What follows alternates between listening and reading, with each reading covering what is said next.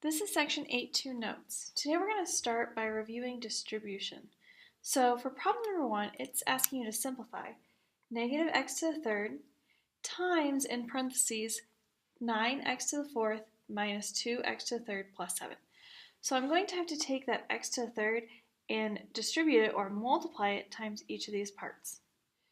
So I want to take a look. Before the x to the third, there is a negative sign. That's covering up a negative 1. So there's really a negative 1 out there. So I'm going to start by distributing that negative 1 by multiplying it to all the numbers on the inside of the parentheses. So negative 1 times 9 is negative 9.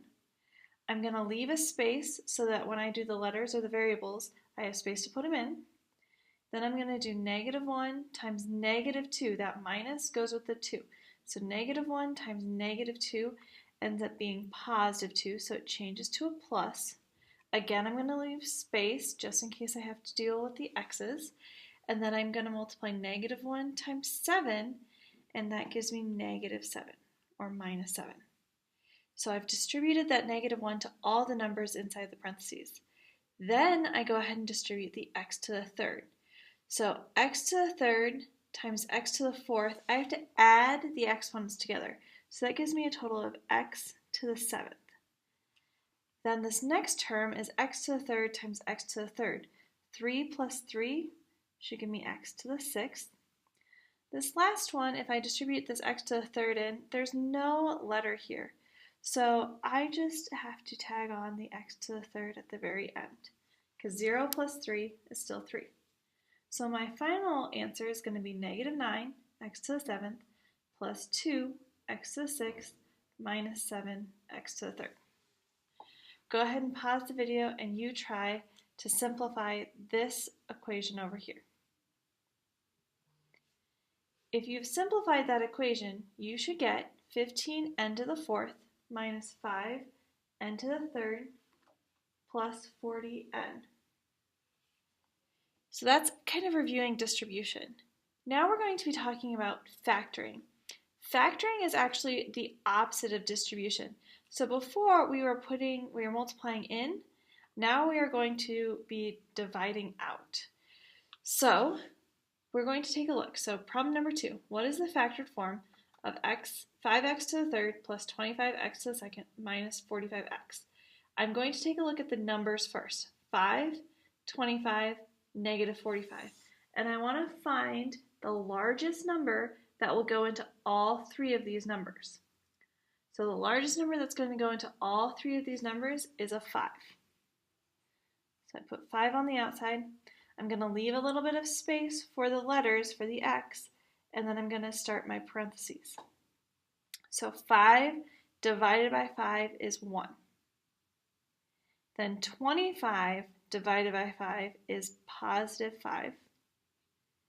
And finally, negative 45 divided by 5 is negative 9. Again, I'm leaving space for the variables. Then I look at the variables. I have x to the third, x to the second, and x, this is to the first, even though it doesn't show it there. I want to select the smallest exponent. So for this one, it's going to be x to the first. And instead of up here, I added my exponents together. Down here, I'm going to do the opposite, so I'm going to subtract.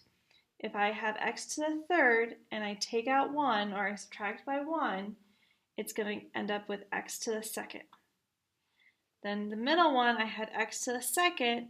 If I take out 1, it's going to leave me with x to the first. If I have here x to the first and I take 1 away, 1 minus 1 is 0, so I don't have any x's behind the 9 here. So I'm just going to finish with the parentheses. So I have 5x on the outside, parentheses, x squared plus 5x minus 9 would be my final answer. You can leave the 1 as the exponents if that helps you, and you can leave the 1 outside, but you don't have to have it. So problem number 3, we're starting over again. What is the factored form of 4y to the second minus 2? So I'm going to take a look at the base numbers first. What can go into 4 and 2? The biggest number possible is going to be a 2. Again, I'm going to leave some space before the parentheses. So 4 divided by 2 is 2. Negative 2 divided by 2 is negative 1. Now I look at the y's. I have y to the second here, and I have no letters here. So I can't take out any y's. So there's not going to be a y after this 2. If I take out 0, this first one's going to keep its 2, and I'm still not going to have any at the end. So 2 is going to be on the outside because it's the only thing I can take out of both parts of this equation. So 2 parentheses 2y to the second minus 1 would be my final answer. Problem number 4 gets a little bit complicated, but we're just going to keep taking it step by step. So it says, what is the factored form of 36j to the second k to the fourth plus 24j to the fourth k to the second? Again, I'm going to take a look at just the front numbers first.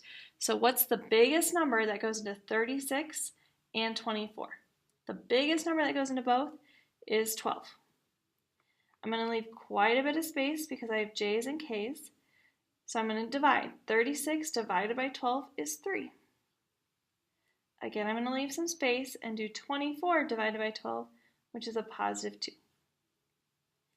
Then I look at just the j's. This j is j to the second. This j is j to the fourth. Which one has the smaller of the two exponents? That's going to be j to the second. So then I'm going to subtract. If I have j to the second and I take 2 out, I don't have any more j's to put behind the 3.